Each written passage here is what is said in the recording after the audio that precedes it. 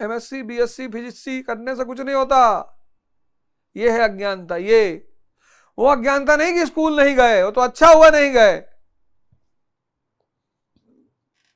अगर एमएससी करके सिगरेट ही पीना है, दारू ही पीना है, पत्नी को मारना है, जुआ खेलना है,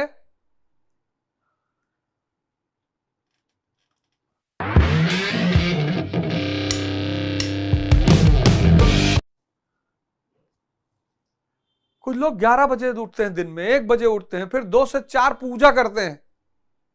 क्या नाटक फैलाए हो यार।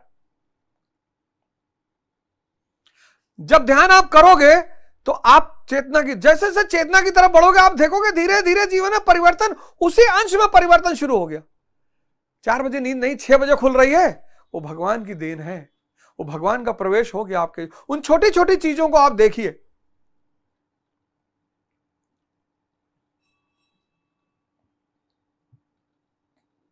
और जब आप अपने बगल अगल बगल अगर आप आईसीयू में एडमिट नहीं है तो भगवत कृपा आपके ऊपर है। अगर आपका पूरा शरीर ठीक है तो भगवत कृपा आपके ऊपर है।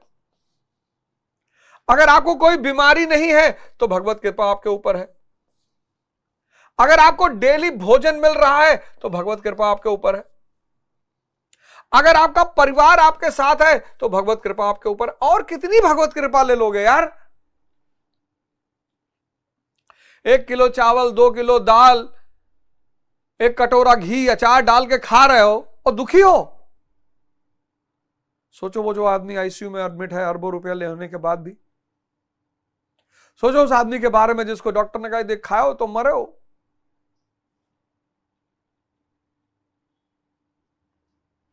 धीरे धीरे प्रभु का प्रवेश धीरे धीरे होगा और फिर धीरे धीरे अगल बगल परिवर्तन दिखाई पड़ना शुरू हो जाएंगे। उस परिवर्तन को देखकर धन्यवाद देने का नाम ध्यान है।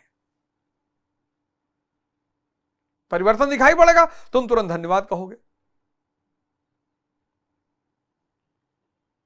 चमत्कार के चक्कर में मत रहना कि यार हवाई जहाज के टिकट लेना और 2 घंटा देर हो गए, इतने भगवान में शक्ति हो तो हवाई जहाज वाले लेट कराई देते। तो नौकर हो, तो नौकर हो बे जो हवाई जहाज लेट कराए दे, टाइम पे निकले हो। और जब हवाई अड्डा जाए है, हवाई अड्डा तो अच्छी जगह बैठे, 1 घंटा पहले पहुंच जाओ, चोट हो जाओ।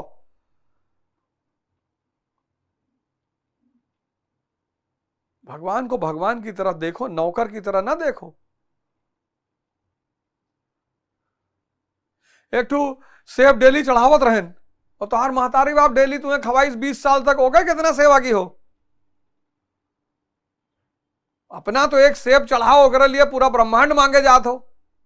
और जोन तुहार महतारी बाप तुहार 20 25 30 साल सेवा की, ओके पलट के कितना क्यों हिसाब दो गए। होश में रहो, बौराओ ना। भगवान का भगवान की तरह देखो, नौकर ना हो तुहार।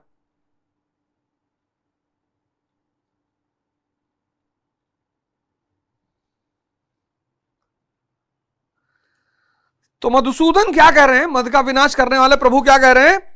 श्री भगवान उवाच, अब भगवान बोलने जा रहे हैं। भगवान क्या बोल रहे हैं। कुछ सत्वा कश्मिलमिदम विस्मय समुपस्थितम अनारजोष्टमा स्वर्ग कीर्ति कर्म अर्जुन। करे अर्जुन, इस विषम स्थल में तुझे यह ज्ञान कहां से आ गया। इस विषम स्थल, जब तुम परलोक जाने की बात कर रहे हो, मुक्त होने की बात कर रहे हो, अज्ञान, इग्नोरेंस हम सबको है, हम सबको है। हम सब मृत्यु को देखते हैं, हम सब। लेकिन हम सबको लगता है कि हम नहीं मरेंगे। हम सब बीमार व्यक्ति को देखते हैं, लेकिन हम सबको लगता है कि हम नहीं होंगे। हम सब वृद्ध व्यक्ति को देखते हैं। मेरे पिताजी हैं 90 साल के, मैं उनसे पूछता हूं, बैठता हूं, मैंने कहा पापा कभी लगता था कि बुजुर्ग होंगे? बोले नहीं यार। कहते यार कैसे समय भाग गया पता ही नहीं चला यार। एमएससी बीएससी फिजिक्सी करने से कुछ नहीं होता, ये है अज्ञानता। ये वो अज्ञानता नहीं कि स्कूल नहीं गए, वो तो अच्छा हुआ नहीं गए। अगर एमएससी करके सिगरेट ही पीना है, दारू ही पीना है, पत्नी को मारना है, जुआ खेलना है,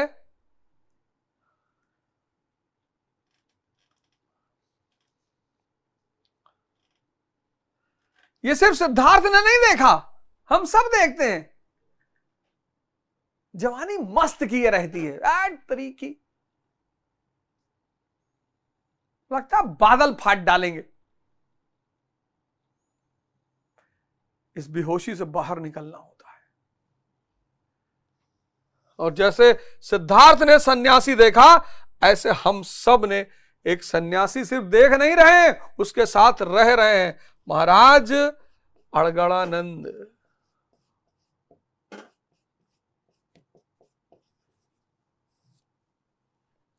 इन्हीं की दो चार आदतें अगर आप अपना लें, ये सबको आशीर्वाद देते हैं। आप दे पाओगे?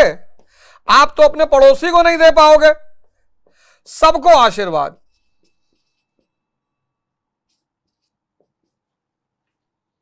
कितने लोग हैं जिनके साथ 20 साल से रह रहे हैं, कुछ सीखे इनसे। सिर्फ सबकी शांति,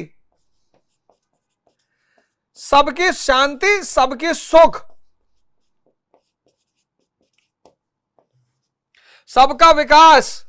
कि जाओ, लोग कहते महाराज जी नौकरी नहीं लागे, जाओ तो हर नौकरी लाग जी, जाओ तो लगे पैसा आए जी, जाओ तो हर लड़का हो जी, जाओ तो हर जाओ सब, जाओ लाई जाओ, सब लुटा रहे हैं। इनके साथ 20-20, 25-25 साल से लोग रह रहे हैं आश्रम में, एक दूसरे की बुराई करते हैं। साधक जो आते हैं, महात्मा लोग तो धन्य हैं अगल बगल रह के।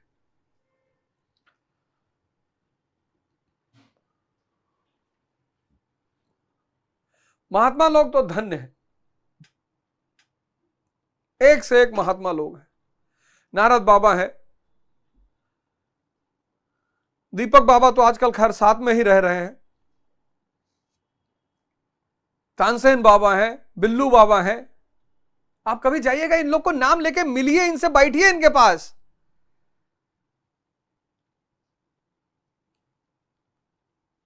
ये देखो, बुद्ध को तो सिर्फ सन्यासी दिखा, हमारे पास है।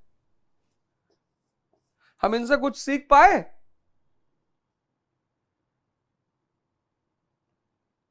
कह रहे हमारे जीवन में कुछ परिवर्तन ही नहीं हो रहा। तो भगवान कह रहे हैं कि तुझे कहां से यह ज्ञान पैदा हो गया? तू इतना समझदार बालक, अज्ञानता से बचना है। अज्ञानता लोग जान ही नहीं पाते क्या होता है। यही हमारी भी होगी, इस बात का एहसास करना है, जाना है छोड़ के। हम भी बीमार पड़ेंगे, हम भी बुजुर्ग होंगे। इसलिए इससे पहले कि ये सारी व्याधियां घेर कर और जीवन हरण कर लें और जीवन व्यर्थ चला जाए, इनसे कुछ सीख लो। भजन, ये जो मंत्र दे रहे हैं ना भजन, इनसे सीख लो, इस पर ध्यान लगाओ। जहां 4 आदमी बैठो इनके चाहने वाले, तो भजन पर जोर दो कि आओ 1 घंटा बैठ लिया जाए। जिन जिन के घर वाले महाराज को मानते हैं भगवान, 1 घंटा सामूहिक भजन का रखो। सब परिवार, लड़का बच्चा, गाय गोरू जो है सबको बैठाए दो। क्या जाता है इसमें? सब मिल के भजन करेंगे। करो तो यार। जितने लोग भगवान को मानते हैं, भगवान महाराज स्वामी अड़गड़ानंद महाराज को भगवान मानते हैं, और जो भी इनके शिष्य हैं, हम सब 1 घंटा अनिवार्य कर दो। आधा घंटा कर दो यार, 10 मिनट अनिवार्य कर दो कि रात में 9 बजे सब 10 मिनट बैठेंगे खाना खाने से पहले और भजन करेंगे। और फिर देखो 6 महीने में कितना परिवर्तन होता है परिवार में।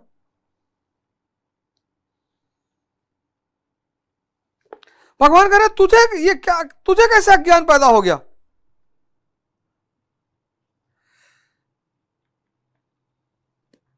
तो भगवान कह रहे हैं ना तो संभावित पुरुषों द्वारा इसका आचरण किया गया है, ना तो स्वर्ग ही देने वाला है, और ना यह कीर्ति देने वाला है।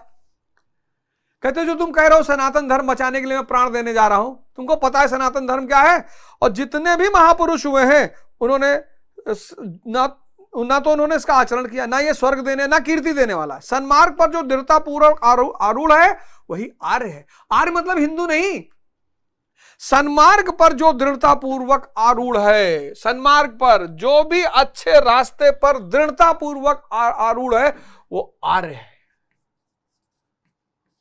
सन्मार्ग, जो भी सन्मार्ग पर दृढ़तापूर्वक आरूढ़ है वो आर्य है। और गीता क्या है?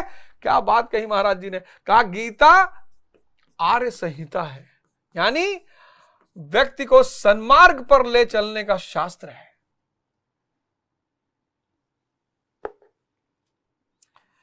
परिवार के लिए मरना मिटना यदि अज्ञान ना होता तो महापुरुष इस पर अवश्य चले होते। यदि कुल धर्म ही सत्य होता तो स्वर्ग और कल्याण की निश्रेणी अवश्य बनती। या कीर्तिदायक भी नहीं है। मीरा भजन करने लगी तो लोग कहें मीरा भाई बावरी, सास कहे कुल नासी रे। जिस परिवार कुल और मर्यादा के लिए मीरा की सास बिलक रही थी, आज उस कुलवंती सास को कोई नहीं जानता, मीरा को पूरा विश्व जानता है। ठीक उसी प्रकार परिवार के लिए जो परेशान है उनकी भी कीर्ति कब तक रहेगी? जिसमें कीर्ति नहीं, कल्याण नहीं, श्रेष्ठ पुरुषों ने भूल कर भी उसका आचरण नहीं किया तो सिद्ध है कि वह अज्ञान ही है।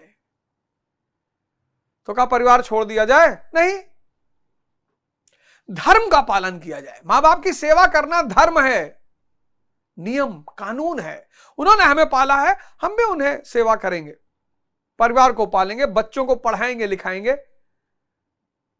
लेकिन मोह किसी से नहीं बांधेंगे।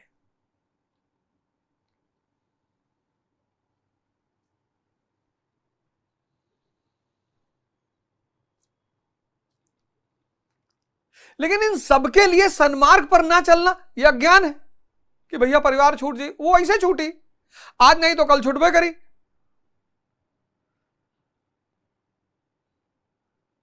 जो चीज कल छूटनी ही छूटनी है उसके लिए क्या परेशान होना? अज्ञानता। पहले श्लोक में, द्वितीय अध्याय का पहला श्लोक अज्ञानता पर केंद्रित है कि हर व्यक्ति को अपनी अज्ञानता को समझना चाहिए। क्योंकि जब आप अज्ञानता समझ जाएंगे कि यार हम भी मरेंगे, यार हमको लगता है हम मरेंगे ही नहीं, यही अज्ञान है। हमको लगता है हम वृद्ध नहीं होंगे, यही अज्ञान है। हमको लगता है हम बीमार नहीं होंगे, यही अज्ञान है। हमको लगता है ये परिवार समाज ये सब छूटेगा नहीं, यही अज्ञान है। और जिसने अज्ञान को समझ लिया उसका पहला कदम ज्ञान की तरफ बढ़ गया। आज के एपिसोड में बस इतना ही। अगले एपिसोड में आपसे फिर मुलाकात होगी। जय हिंद।